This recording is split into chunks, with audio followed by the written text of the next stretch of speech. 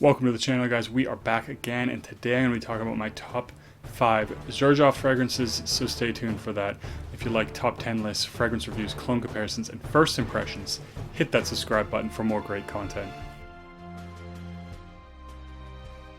So Xerjoff is one of these houses with a lot of different fragrances, and they do have a very maybe intimidating selection because it's hard to know what's really going to appeal to you, what overall you like, and they do have a lot of diversity and their fragrances are quite quality, but it is of course very hard to pick out the fragrances that you like. So of course I'm going to give you 5 fragrances that I personally really enjoy, although of course I still recommend sampling. That's the only way to know for sure what you like.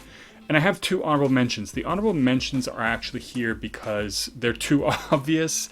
They would definitely be the top of the list, but they're just way too obvious. Everybody knows these ones from Xerjoff, or most people have heard of them. I'm going to mention them just because they need to be mentioned. I don't want you to think I don't like them, and also because if you haven't heard of them, you should check them out. So the first one, obviously, or maybe not so obviously, Maxus. And this one is just such a beautiful honey tobacco fragrance. Gets compared to Pure Havane quite a bit, and I do see the comparison. They're quite similar. This is often described as the niche version of Pure Havane, especially with the way Pure Havane performs now. It doesn't perform very well from what I at least have heard. This one is absolute beast, very loud, but has this beautiful, luxurious, rich honey tobacco vibe. A little bit of something in there that almost gives it a slightly spiced up vibe to go along with that. Has a very nice, robust character. To me, it's not an exceptionally complex fragrance. It doesn't change a lot throughout the fragrance life, but it is absolutely amazing. A lot of people love this one.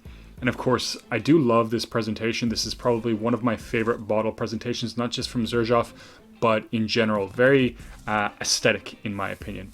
Next one, of course, if you've listened to my channel or watched my channel, this one's not going to be a surprise to you, but it is really a great fragrance for gourmand lovers, and that is Italica.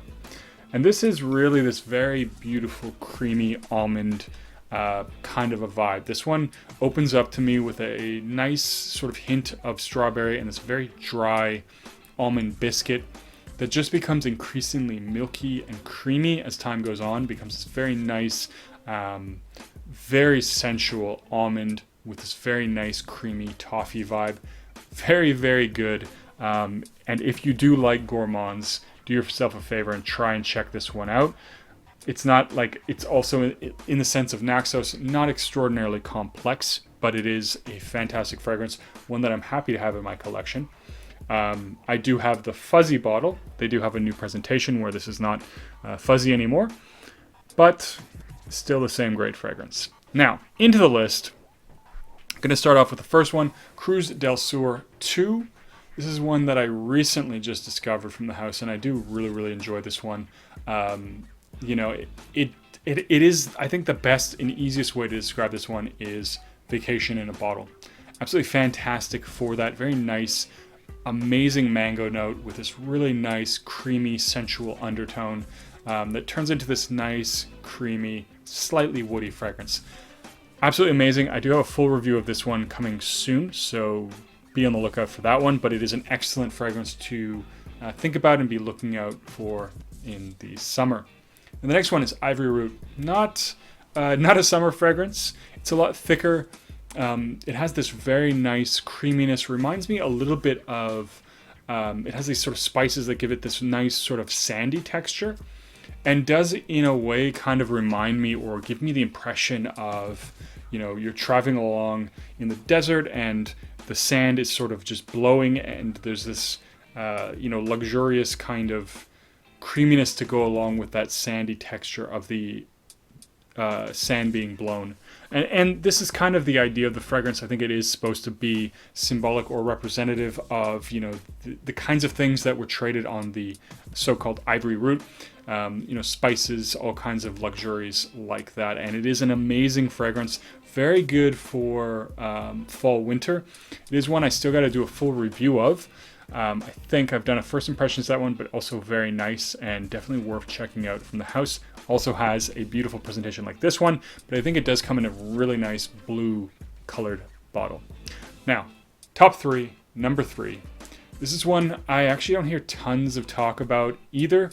And this is one of the reasons I made this list. I wanted to at least have something a little bit different, although some of them are definitely very familiar. But this one, Dolce Amafi. I know I've said that one wrong, but this one is really, really great. Very complex fragrance that really is, in a lot of ways, a fragrance that is a journey. So, opens up, first initial spray on the opening. This one absolutely, to me, smells like bubblegum ice cream. It reminds me a lot of Baskin Robbins. I used to go as a kid, really did enjoy, the ice cream, and I think at least for a good amount of time, bubblegum ice cream was something that I certainly did eat, and it really gives off that impression for me in the opening. But it does quickly transition into a nice citrusy fragrance that turns into something a lot more resinous. So it's kind of interesting in that way that it does open up in this very nice, playful, a little bit fresher kind of way, and transitions into this very resinous, thick fragrance. And in some ways, it's one of these fragrances that if you wear it as you're about to go out for the evening, but it's not quite evening yet, it's one that does definitely transition into a very nice evening fragrance with that resinous, sweet, thick quality that it does have. And like I said, it goes all the way from being something very playful, like bubblegum ice cream, all the way to something a little bit more luxurious, a little bit more serious, and with the nice resinous undertones that it has. Very, very good fragrance. Like I said, one that I don't hear talked about a lot, and it is one that I think if you are exploring the house of Xerjoff, it's one that's absolutely worth checking out. Now, the next one is probably no surprise to a lot of people. This is number 2. I almost put this one number 1, but this one is definitely one of the more well-known fragrances from the house, and that's Neo. Now, Neo is a really, really nice citrus fragrance, and the thing I like about it is that it's very tart in the opening. It has this really, really beautiful tart grapefruit vibe, and I love those tart, bitter kinds of citrus fragrances, and so this one has a real punch in the face with that tartness. As I always complain with every fragrance that has tartness, the tartness does not last long enough.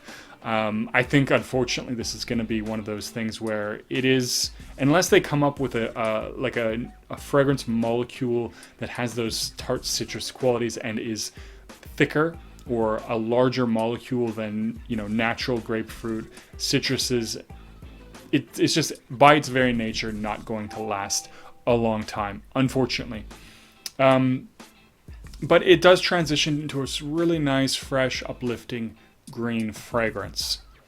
And you know what? I'm actually going to put in another tie here that, because I'm talking about a fragrance that a lot of people know, which is Neo.